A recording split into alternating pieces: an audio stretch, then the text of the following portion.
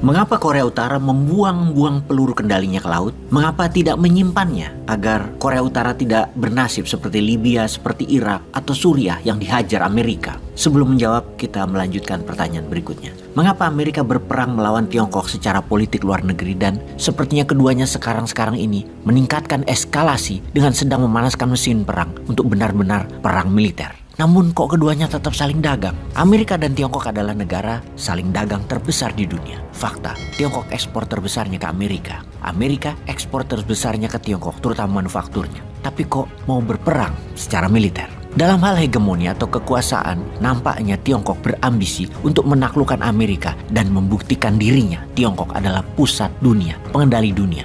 Keduanya Amerika dan Tiongkok saat ini berperang dalam hal kebijakan luar negerinya. Semua apa yang Amerika pro, pasti Tiongkok sebaliknya. Keduanya juga terus membangun aliansi politik luar negeri dengan banyak negara lainnya. Juga aliansi perdagangan dengan banyak negara lainnya. Semua itu bertujuan untuk saling menguasai dan saling mengendalikan dunia. Amerika punya lawan tangguh, Soviet, dalam Perang Dingin sejak Perang Dunia Kedua hingga tahun 1991. Namun, belum pernah mendapat lawan tangguh seperti saat ini dengan Tiongkok. Amerika hampir disusul di semua lini, teknologi, pasar, manufaktur, pengaruh politik di banyak negara. Tipis-tipis saat ini, Tiongkok dan Amerika. Tiongkok selalu menentang Amerika dimanapun kebijakan luar negerinya. Tiongkok pro-Rusia, Amerika anti-Rusia. Tiongkok anti-India, Amerika pro-India. Tiongkok ambil minyak dari negara-negara non-OPEC dan sekarang OPEC sadar malah memihak dagang dengan Tiongkok. Amerika tidak bisa kendalikan lagi harga minyak dunia. Ketika pidato Xi Jinping dalam pelantikan jabatan ketiganya di tahun 2022 kemarin, Xi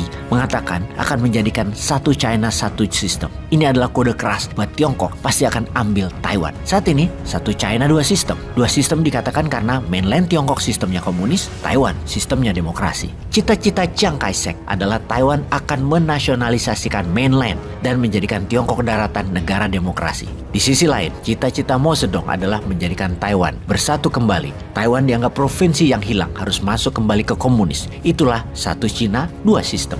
Amerika pro-demokrasi karena itu Amerika di belakang Taiwan. Kalau Indonesia pro yang mana ya? Oke, kita lanjut. Kita semua tahu bahwa Amerika adalah negara yang harus berperang karena perang merupakan dua hal utama agar Amerika memegang kendali dunia. Pertama, perang adalah sumber ekonomi karena APBN Amerika 20%-nya adalah keuntungan dari perang. Dan yang kedua adalah efek deterrent. Nah, kita ingin bahas dulu apa itu efek deterrent dengan mengambil contoh negaranya Kim Jong-un. Seperti informasi di awal, kita tahu ada sebuah taktik bernama deterrent atau efek gentar di mana strategi ini dipakai agar musuh tidak jadi menyerang atau agar musuh jadi takut pada kita. Strategi deterrent ini dikembangkan oleh diplomat dan mantan State Secretary atau Menteri Luar Negerinya Amerika Henry Kissinger, di mana dia mengatakan ada 3 faktor dalam deterrent faktor agar berfungsi. Pertama, dia punya kekuatan. Kedua, punya niatan untuk menggunakannya. Ketiga, negara yang menjadi target mereka mengetahui mereka memiliki 2 faktor pertama tersebut. Jika dari 3 faktor tadi ada satu saja tidak terpenuhi, maka strategi deterrent tidak akan berfungsi.